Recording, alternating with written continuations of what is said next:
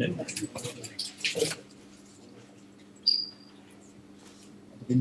partie chercher le café, c'est trop tôt.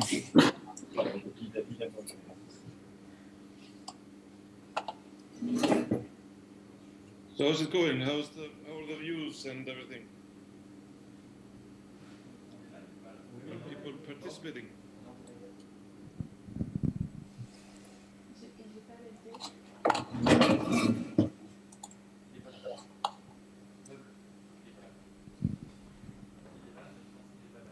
Bonjour, bonjour à tous, bonjour à toutes. Merci d'être là pour ce second Hello, everybody. Thank you for being here for the second book club.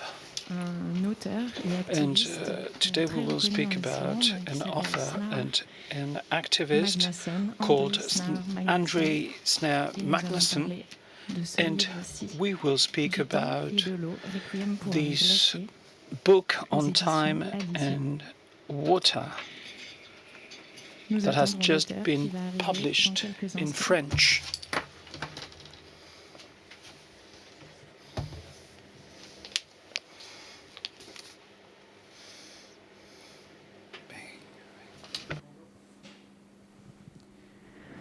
Bonjour Andri, bonjour. Good morning, Andri. Vous êtes en train d'arriver. Oui, vous êtes là. Welcome. Thank you. So good morning again. Thank you for being here with us. And remotely, but all together, we will speak about you. I want, first of all, to thank all the Anthropocene Festival team to have made this possible. So, as I said, we are going to speak about your wonderful book that has just been published in France this year, on the 12th of January 2021, and translated by Catherine and Veronique from Icelandic into French. So yesterday I know that you took part in a wonderful debate called Anthropocene from North to South with the Nigerian activist Nino Bassé, and Valérie Didier was the mediator for your debate. So I would like, nevertheless, to introduce you again to the people who were not with us yesterday. You were born in 73 in Reykjavik. You're a talentuous author. You write poetry, novel, theater. You've also written for young people a book published in 2003 for children. You've been translated into 30 languages, if I'm not wrong. You've received many prizes, and in France you published your first novel, Love Star, published by Zulma. And you have also co-directed Dreamland, a documentary where you speak about the ecological and economic crisis in Iceland, where you speak about the massive destruction of the environment, and you were also a candidate for presidency, and you are a deeply committed activist in protecting the environment. And for the record, on time and water is too dense to be classified in only one category, speaks about different environmental issues due to the human activities, and the biggest challenge humanity has been faced with. You want to strike a balance with nature and its biodiversity. Your book is much documented. If global warming goes beyond a threshold, 1.5 degrees, then the consequences will be terrible, beyond maybe imagination. So there is a real emergency. You say that the world changes in the span of a human life, and in our grandchildren will see that, but maybe not our grandchildren, maybe not our children. And rightly, you say that 2050 is as close to us as 1990. And if we are not witnessing radical changes, maybe in 2050 we will see them. So Andri, Snær, Magnason on time and water is dense, hybrid, it's fascinating. At the same time, it is a picture and a textual report with a personal reflection and mixed up with different scientific studies. How did you start thinking about this book? Yes, thank you for the kind introduction, and I wish I was in Lyon with you. So I started thinking about this book, or many of the stories in the book are kind of my core stories. That is, stories that I have wanted to gather and tell for a long time, because I wanted to, I was so lucky to have very old grandparents. I still have one grandmother, she's 97 this year. And I felt like this longing just to gather their stories and tell them to my children and my grandchildren. I had this kind of idea. But so I had been gathering these stories for many years. And then suddenly these stories started to kind of merge, point into a kind of the center of a circle. That is, these stories seemed all to be unrelated and be, but my grandparents' glacial trips, because my grandparents, they were founding partners of the Icelandic Glacial Research Society that turned 70 years ago last year. So they were founding partners at the time when the glaciers were in the context of eternity, when it was just like normal travel or in the context of normal exploration. But and the glaciers were a symbol of eternity, but suddenly in the last 10, 15 years, science has been showing us how these glaciers that used to be eternal would be vanishing in the next, in the lifetime of somebody born today, becoming as old as my grandmother. So suddenly I was seeing this as maybe a book of first-hand witnessing of the Anthropocene. That is, having this personal connection to the glaciers and being able to give them a very personal context in family history, but also those trips were the basis of the science that is used now. The measurements from these trips are the basis of the science that is used to predict how long the glaciers will last. So suddenly I had the personal and the scientific kind of merged into a single narrative thread. And I started weaving that further when I got a phone call when I was asked to interview the Dalai Lama. And that came like a surprise, almost like an interruption. And I wasn't really thinking about Buddhism or Tibet or any of these issues. But the discussion with the Dalai Lama moved me also into glaciers, because the Himalayan glaciers, they are called the third pole. And those glaciers are melting in a similar rate as the Icelandic glaciers. And that, of course, is a much bigger issue, because the Icelandic glaciers are important locally, and they will add about 1 centimeter to the sea level. But the Himalayan glaciers, they are the life, the water that keeps about 1 billion people alive. And so the global warming issue the talk has been about rising sea level, but much less about what happens if the source of life, the source of the rivers, dries up, or if the flow of water becomes uneven and unstable or unreliable. And that took some time. How do you write about your grandmother and the Dalai Lama at the same time, the Himalayas and the Icelandic glaciers? How do you weave these stories together so it makes sense in a narrative arch? Ça tombe très bien, c'est ma prochaine question. Thank you very much. You're helping me to ask you my second question, because you permanently, in this fantastic book, you go from your personal history and from and to the world history. So your histories, the story with your grandparents, the meeting with the Dalai Lama. How could you manage to gather all these elements with a permanent narrative that is your fight to save the planet? So the arts come from storytelling. That is. Donc. Excuse me.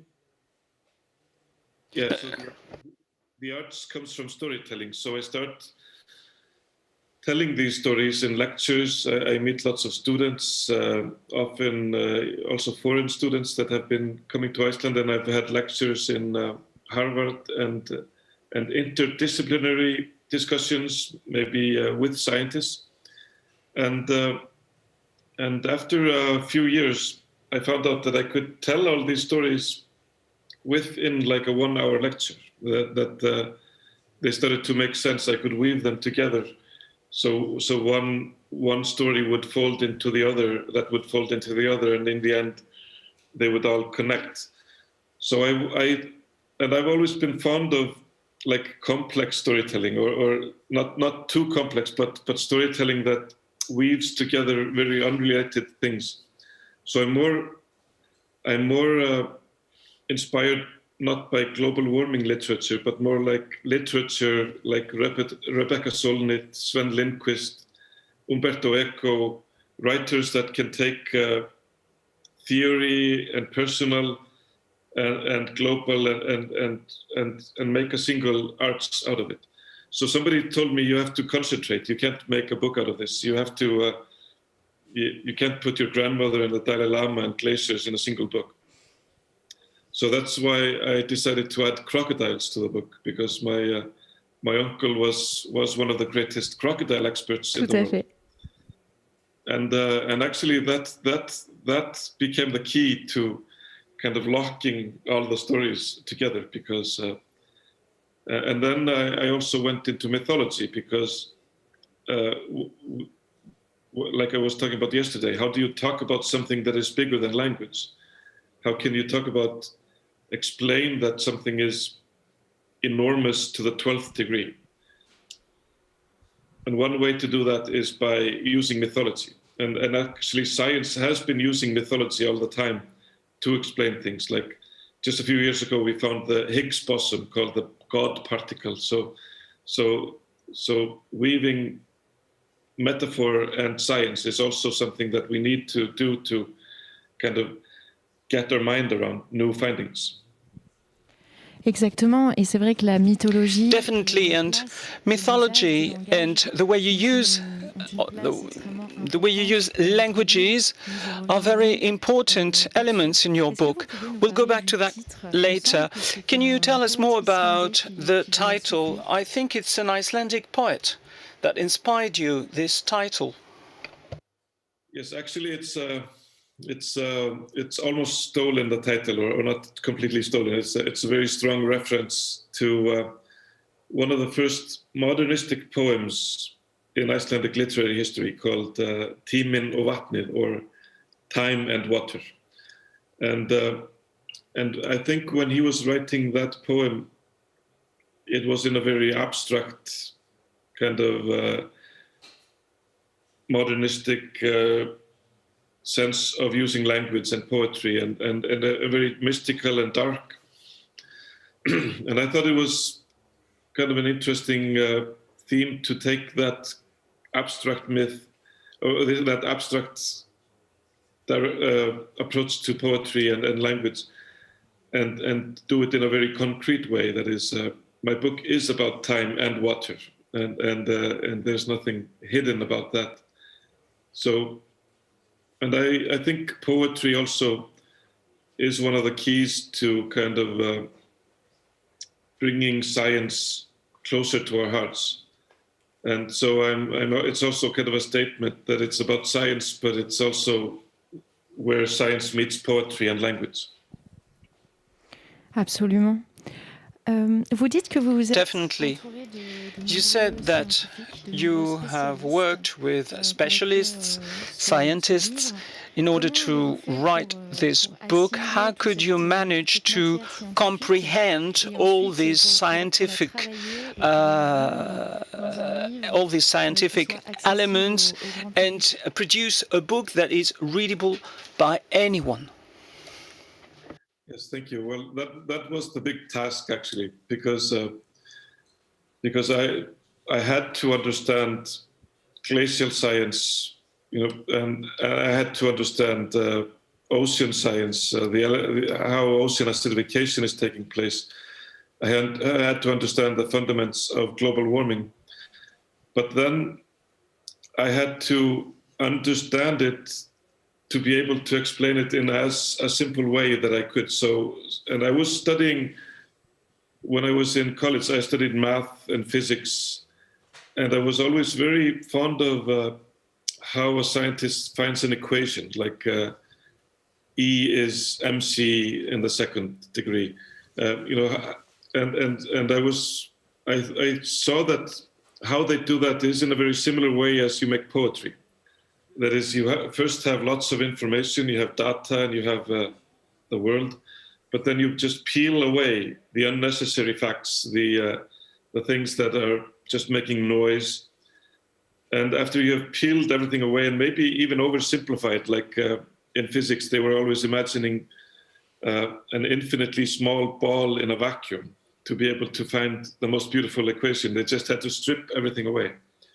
So in the same way, I kind of had to understand the science, but also understand that just like if I say somebody's driving a car from A to B, I don't have to explain that the wheels are turning or how the combustion engine is working, or I don't have to explain that all. Or when I say he had a cup of coffee, I don't have to explain that the coffee came from Brazil and blah, blah, blah.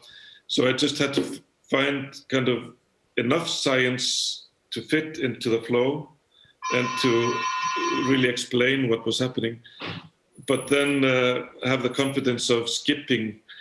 And then I was so lucky to have scientists that helped me, and they would be feeding me with their newest science and their newest findings, even before they were reported, but also give me confidence of telling me when I was oversimplifying or when I was, and also to have the confidence to maybe even rephrase things that scientists would not be phrasing themselves. But I would say, I think I just want to use these words to explain this because that's how I understand it better. J'ai pensé que vous aviez fait justement sur I definitely thought that on this point your approach is excellent. And when I started reading your book, when I was getting ready for this interview, I'm useless in mathematics and physics, and I was a bit afraid of starting your book, but then I entered into your book very easily. Anyone can read it, and I think it is very important for it to be so. We've spoken a little bit about your family before. It is a great family, just to name a few members. You've spoken about your grandparents who were accompanied by scientists to the glacier. Actually, it was their honeymoon. You speak about your uncle, a world traveler, who was in love of crocodiles and wanted to protect this animal. And have they inspired you this book?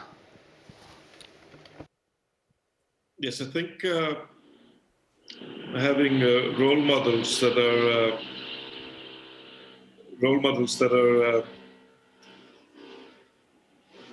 can you hear this? Sorry, there's somebody drilling in the house. Yes, but I think having role models that kind of have been doing unconventional things helped me to give me the strength of doing unconventional writing. And just, I think also from a very young age, I would sometimes tell these stories that they were telling me. So stories of my crocodile uncle or stories of the glacial trip. So I think my first storytelling before I started writing was when I was, telling my friends about these stories or people that I met.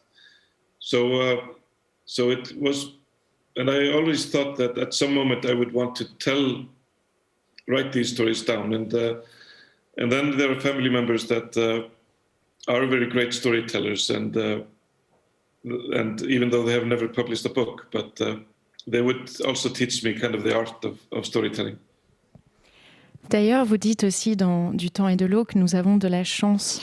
In the book, you say that we're lucky to have people invested and who want to carry out a special mission protecting animals, corals, plants, the oceans. And I think that through this book, you have also a specific mission, and you are one of the people we are lucky to have. The fact that the fact that you speak about your family, your ancestors, in your text where you also have many scientific elements, you can call to our humanity this way, and you are more touching than any scientific document you speak about. Discussions with your daughter when you tell her to imagine herself in 2100 and beyond, asking her whether she thinks that someone will think of her every day. So have you heard about readers that have been deeply touched by and moved by your approach? Yes, thank you. Actually, I've been very happy to hear kind of the response of readers, because so I wanted to tell the story of my grandmother, but and what I was happy with was readers would kind of approach me and they would tell me about their own grandmothers, and they would tell me even that they went to interview their own grandmothers to gather their life stories. So in a way, it evoked kind of images of my grandmother, but people were also in a way reading about their own grandmother and thinking about their own time that they can connect to themselves. And that was actually what I was hoping to do, was that people would not just relate to my own experience, but it would open up for the reader some kind of a longing to think about what time they can connect to themselves, what world events they can connect to, or what times in history.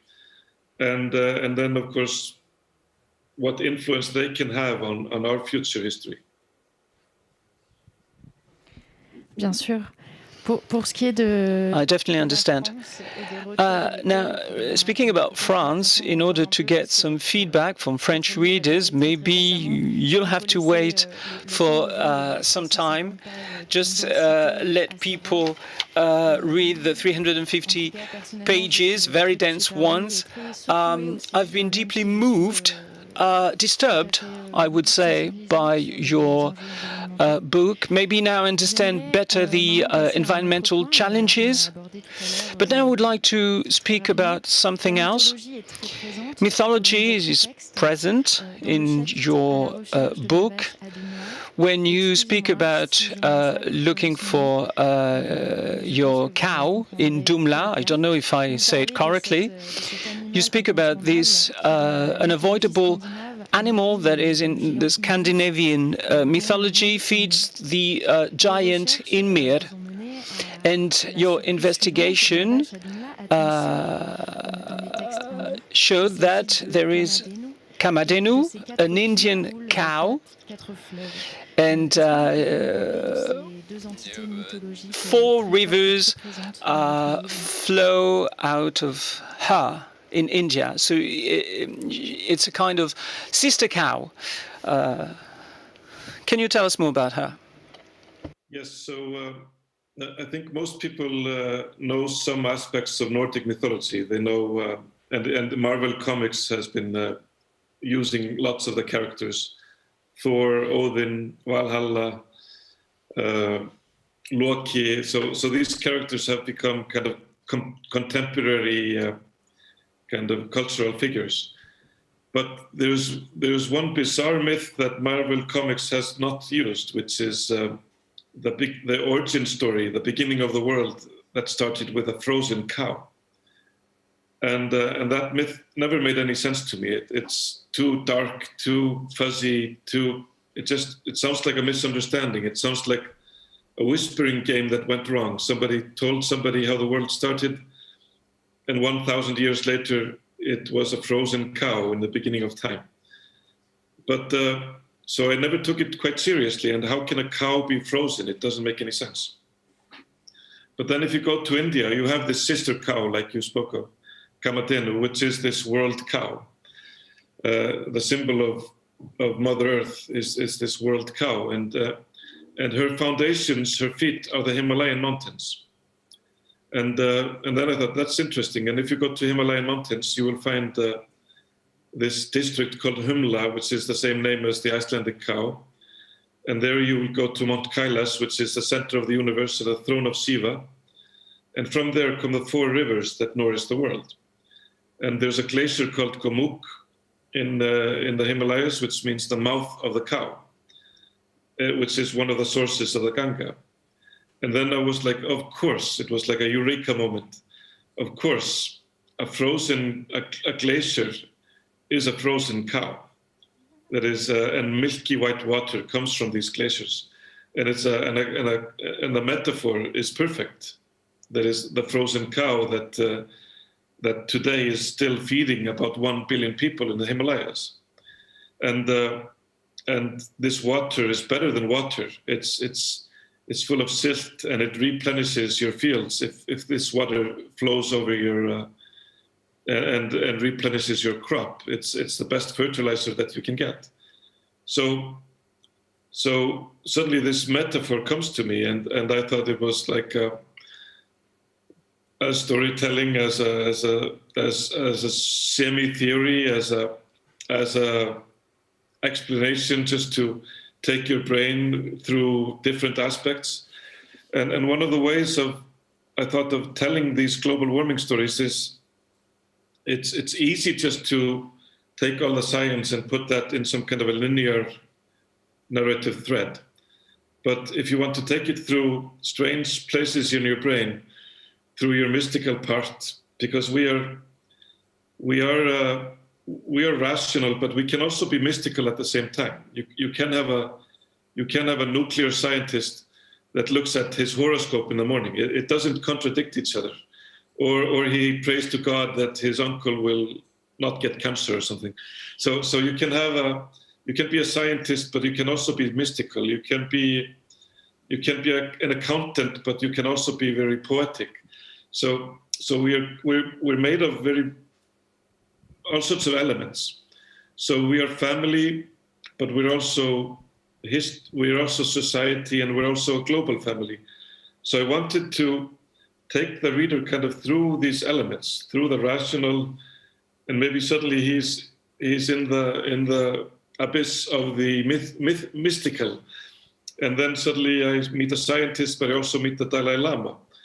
But he also serves almost. But then he talks very rationally. That is, so I meet the most mystical person maybe on the planet, but he talks science and rationality. So it's kind of it all mixes together. And then I meet a scientist, and he's very mystical because he thinks signs are emerging. So I wanted to take the reader through kind of unexpected categories in his mind, and also take it very personally. That is, ocean acidification is not a very personal word. And how do you make that word? How do you bring it into your heart? Well, then I say the word grandmother. And then when I say the word grandmother 3 times, it's like open sesame, then your heart opens up. And when your heart is open, I can throw in the word ocean acidification. It's a devious story technique, but I was hoping it would work. C'est très réussi en tout cas. Vous l'avez dit, donc ces deux vaches mythologiques sont de parfaites métaphores. It's very successful anyway, so thanks very much. So as you said, these two cows are the metaphor for these two glaciers, whether it be in India or in Iceland or wherever in the world. So you want to raise awareness on the consequences of the melting of glaciers. And in order for us to be reasonable, you've erected a monument at the top of a mountain as a remembrance of the first glacier that melted because of global warming. There's an extract here, letter to the future. Here's the first Icelandic glacier to lose its status as glacier.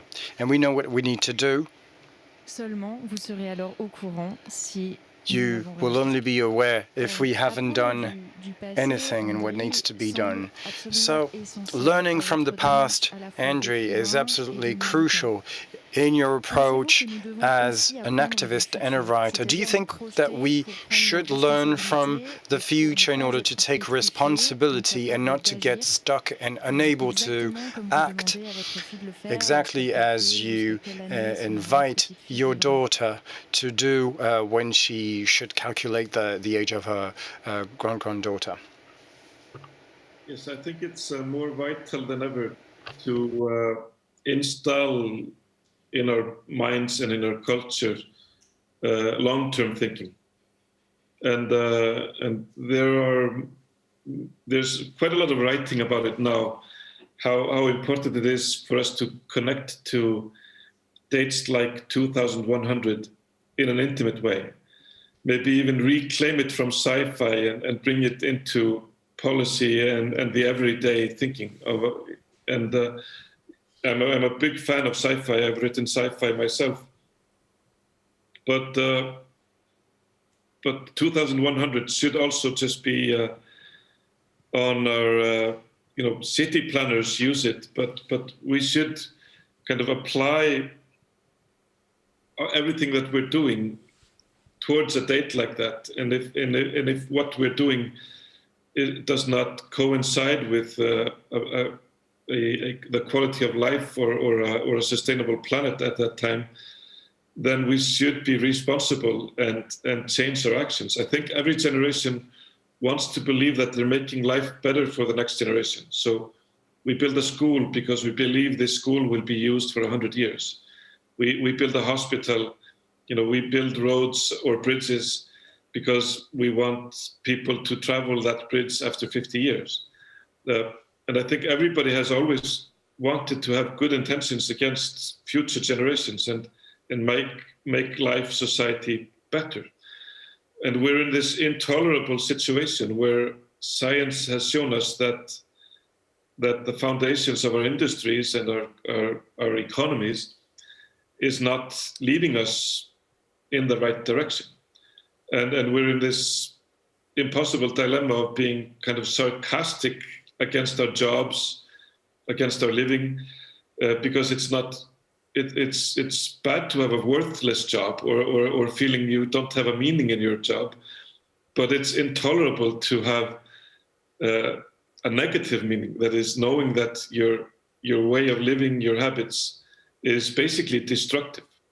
So we have to rearrange almost everything towards life. And my big goal was to, the problem of the future is it's so untangible. So when I think about my daughter becoming as old as my grandmother, it will always be untangible. But if I write about my grandmother that has the same timeline in the past, I can, in a strange way, write about the future at the same time that I'm writing about the past. So I create this fully loaded character, and then I can warp her into the future. And in a strange way, she becomes my daughter. My grandmother becomes my daughter, and you can connect to some kind of a life history through that. And that was what I was trying to do, was to make intimacy and urgency about around 2100. I call it pancake sci-fi. That is, it's not sci-fi that is about gadgets or implants or genetic coding or anything. It's just about our future goal is not about technology. It's about being human, continuing to be human, interacting with other humans, having neighbors, descendants, family, or friends, and meeting these people and sharing our feelings and stories. And the future isn't about anything else, and living in harmony with the planet and the species that live on this planet with us.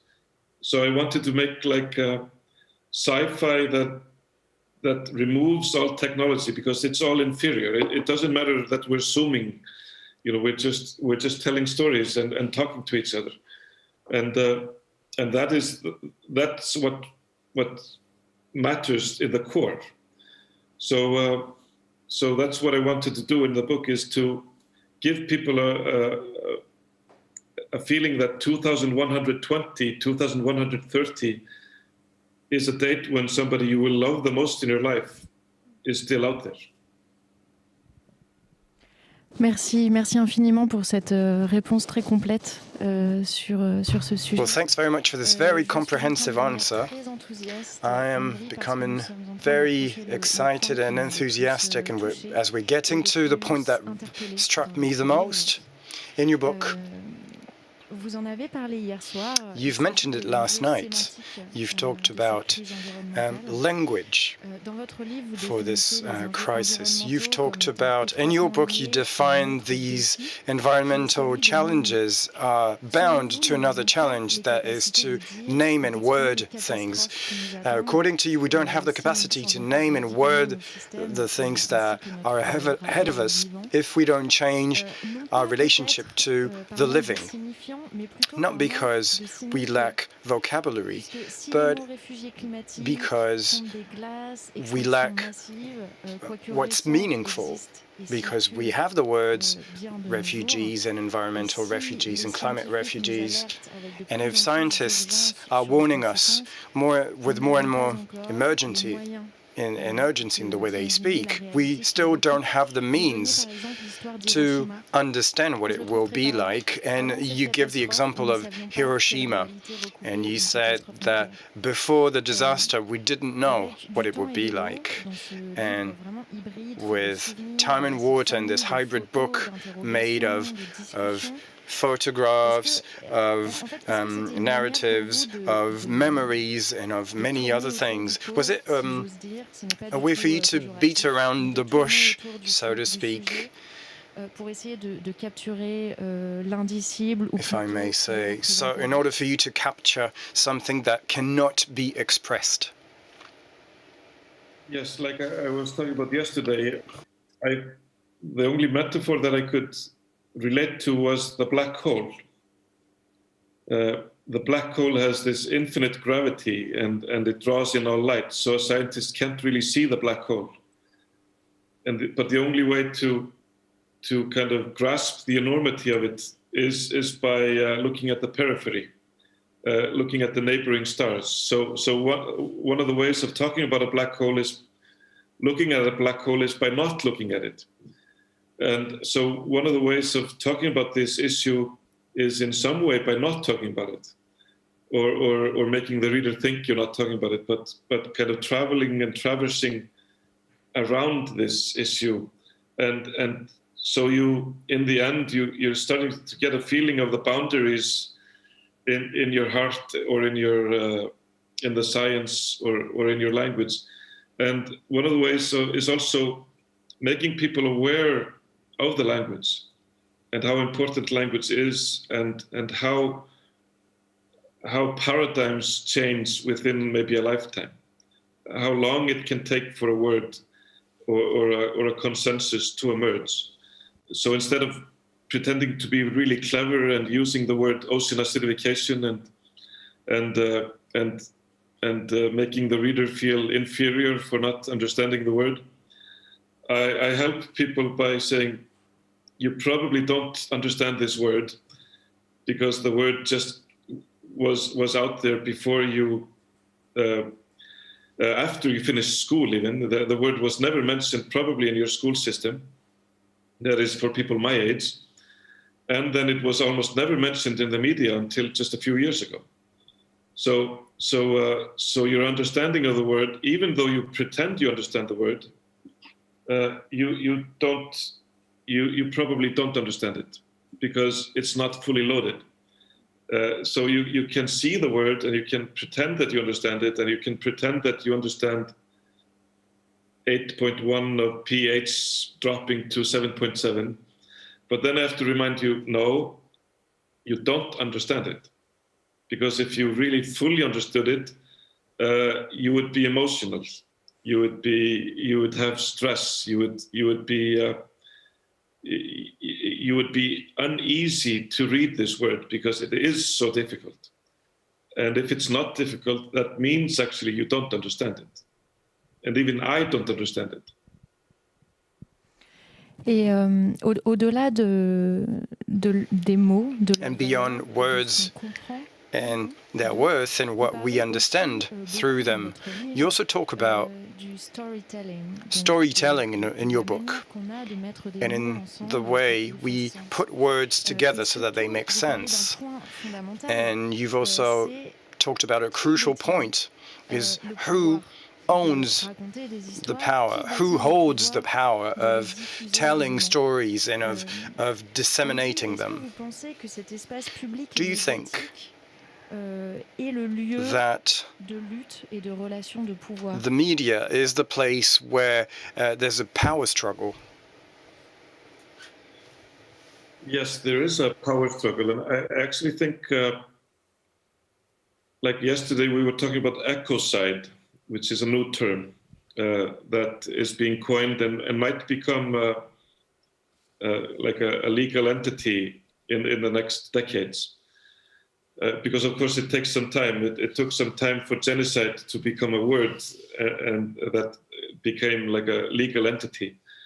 And I would believe that those that might, if it's proven, that is, it's one thing of having a scientific opinion on global warming, but if it is proven that people that knew that the science was right, but intentionally worked against the public understanding of that science with PR, propaganda, lobbying, etc., I think those people will eventually be taken to court for ecocide, because this is one of the biggest crimes maybe humanity has ever seen, is preventing us using our brilliance, our technology, our science for the benefit of the planet and mankind.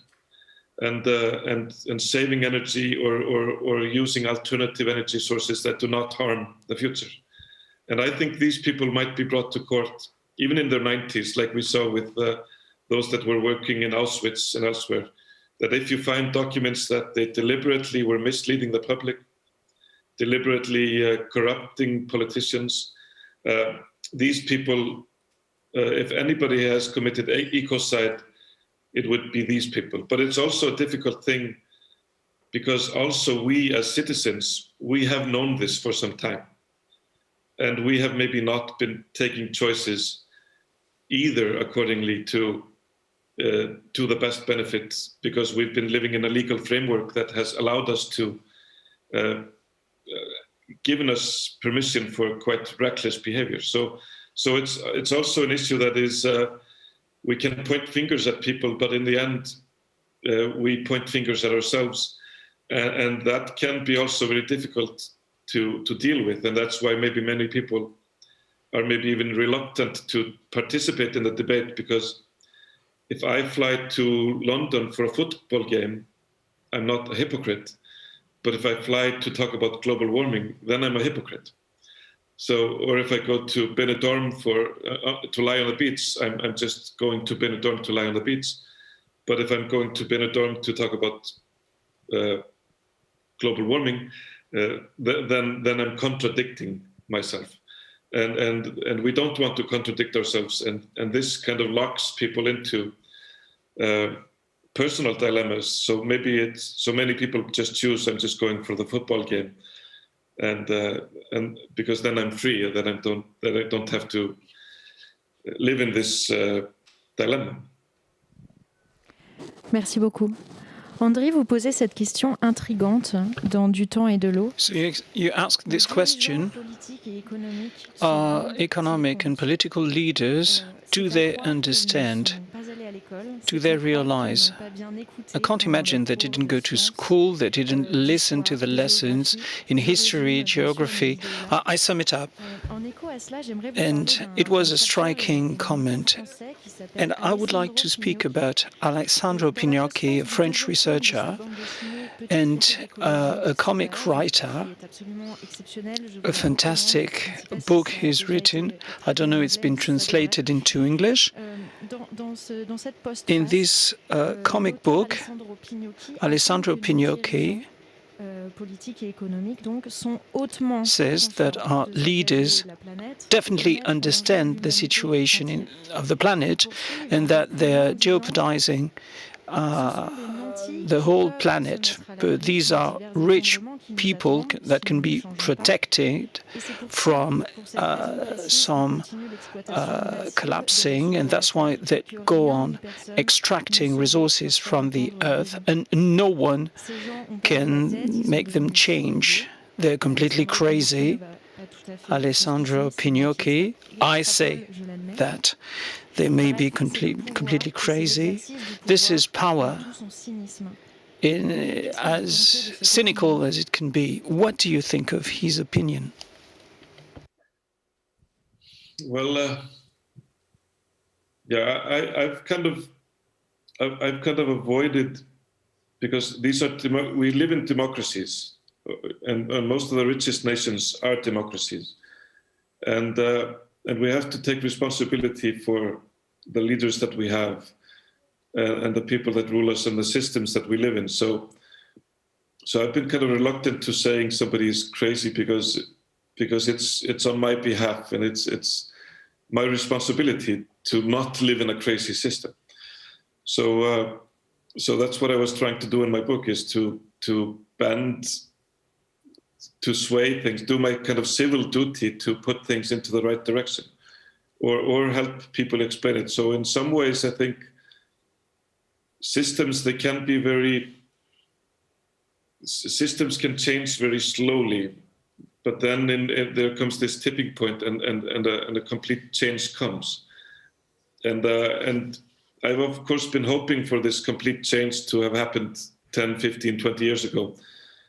And if you understand the complexity of our systems, that, of course we should close a car factory tomorrow, but then you'll have like the yellow vests, you'll have people that, it's such a complex thing of capitalism, of bureaucracy, of politics, of personal interests, of ownership, infrastructure. So it's difficult just to point at somebody at the top and say he's crazy, because we could tell him to step down, but you don't get rid of the complexities. You don't just close down a factory and tell everybody to go home, happily go home. You have to have a social network that captures people, or a plan that diverts things peacefully into another direction. Because otherwise you'll just have a consequence that might be as bad as global warming. That is, you'll have a social uproar or social distrust. And I was using this in my book Dreamland. I was trying to write about these systems. So the theory was, why are the pyramids in Egypt 3? Why do they have 3 pyramids in Egypt? The 3 big ones in Giza. And the theory is that you can't build one pyramid. That is, if you have 40,000 people building a pyramid for 40 years, that's what the whole economy is about. That's what everything is about. From the rope maker to the slave, and everything is about building a pyramid and your hierarchy in society. It's about where you are in building the pyramid. And after 40 years of building a pyramid, you just don't stop doing that and tell everybody to go home, because you have created a fabric that is not easily dismantled. So after 80 years of building a pyramid, it's just obvious. Everybody thinks, yeah, how big is the third pyramid? And it's not until you have built the third pyramid that everybody's kind of imagination is obvious enough that, okay, are we going to build the fourth pyramid and the fifth one, and on and on? And if you look at history, the pyramid session in Egypt was only like 120 years, kind of like the Industrial Revolution in Iceland, in the world. And we are all scratching our heads like, okay, so we're going to make 100 million cars, are we going to make 200 million cars? We're becoming cynical and really asking, okay, are these systems enslaving us or are they freeing us? Merci beaucoup pour cette réponse. Thanks a lot for your answer. If you don't mind, Andri, maybe now we can go to the questions of the audience. So I'm receiving questions from people who are listening to us live. So first question, in order to raise awareness about climate change, fiction such as poetry, mythology, are they stronger than scientific data? Everything that I write is based on data. So all the claims in my book are based on science. But the scientists themselves told me people don't relate to data. They don't relate to graphs and figures. They relate to stories. And so it was the scientists themselves that told me, you have to tell stories. You have to incorporate this into stories. And I got a nice review in Italy where they said that I was giving soul to data. I was giving the data a soul. So you have a graph, but that graph has a grandmother and a granddaughter, and the graph is telling a poem at the same time, and it makes things more tangible. It's a graph in itself, or figures in themselves, and that applies to all science, all scientific findings. They don't become culture until they are coming along with music, songs. It's like the French Revolution. It was not only political scientists that would be kind of outlining the laws of how to have a democracy. It came through songs, it came through storytelling, it came through novels and through symphony orchestras, poems. So that's how paradigms become reality. The women's rights movement didn't come just by putting one law, women are equal to men. It came through many aspects, and that comes also to ocean acidification. It just doesn't come from knowing the fact. It has to come through all sorts of points of view until we become saturated and it becomes a new paradigm. Bien sûr, merci beaucoup. En attendant, absolutely, thanks a lot. Some more, while we're waiting for some more questions, I would like to ask you another question that I thought of. I thought it was difficult not to speak about meetings, about the meeting you had with the Dalai Lama. It's a very powerful moment in your book. I had the feeling that you wanted to just write down what was said during the interview. So what impressed you more during both interviews, the one in Iceland and the one in India? What impacted you most? I think the big impact was just to see that he is a human being, that he's, of course, has one of the most extraordinary lives, but also how strong he is to his ethics of peace. That is, he did not speak badly about China or Chinese people, and he does not promote violence or anger actually against his oppressors.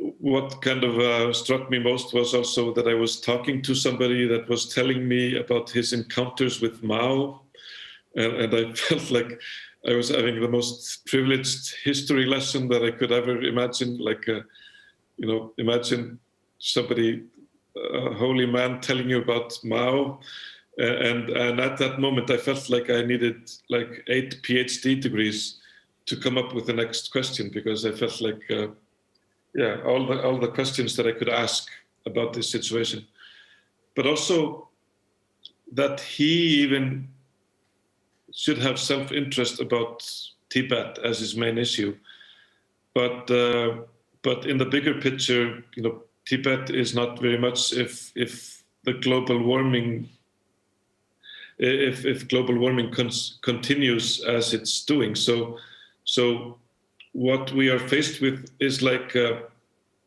if you want to protect the bird species, normally you have been able just to protect the forest or make local protection. Also in Tibet, you have to fight for free Tibet. But when we're faced with a planet that is changing, then we're suddenly faced with bigger outer elements that we have to change to enable us to protect the forest.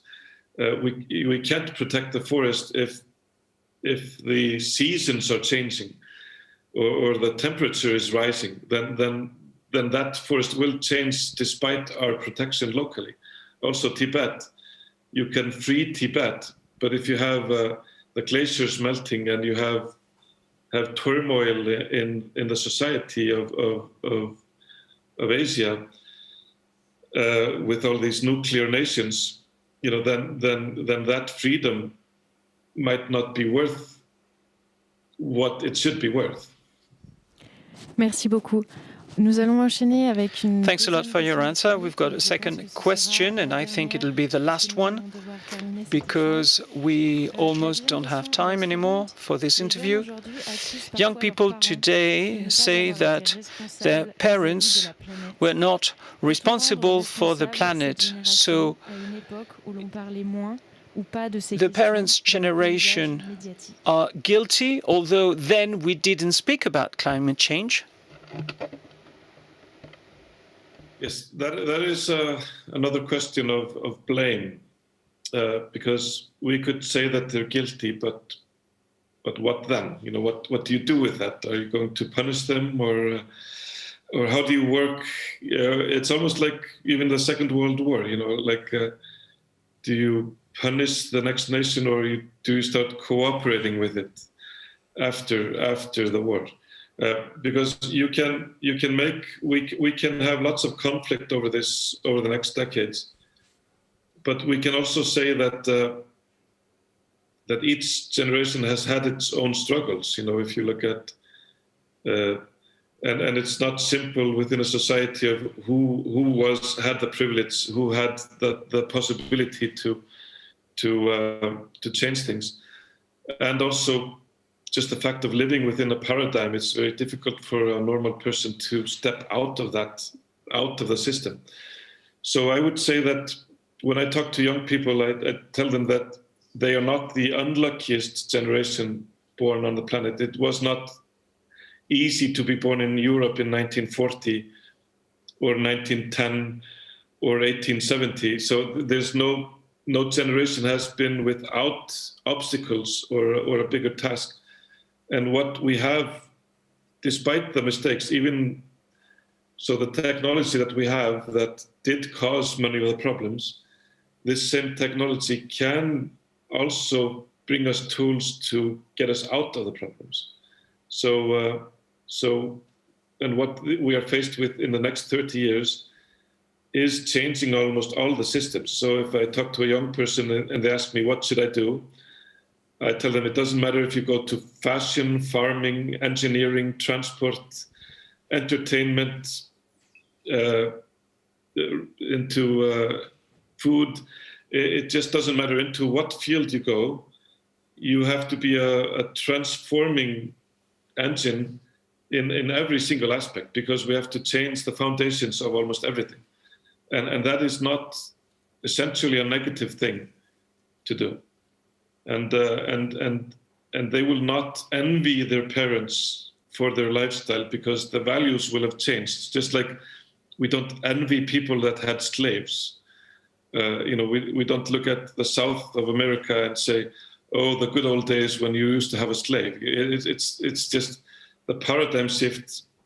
They won't envy us for eating all this meat, or traveling in a certain way, or for having a certain urban design of congested cities of cars. They won't envy us for that. They will change it, and they will not look at those times as the good old days or the golden age. They will just shake their heads over the lifestyle of the 1980s and 90s and 2000. It's just, what were they thinking? And so that's how I think this will play out. It will be a paradigm shift, but not looking at regret. Just like I don't look at somebody and I wish I was smoking or something. It's just not like that. Merci infiniment, Andri, pour cet échange. Thank you very much, Andri. It's been a very interesting interview. Thanks a lot for your time. And I want to remind our viewers that now you can read in French On Time and Water, written by Andri, Snær, Magnason. It's just been published on the 12th of January of this year, and you can find this book anywhere in the best bookshops. Thanks a lot, and talk to you soon. Goodbye.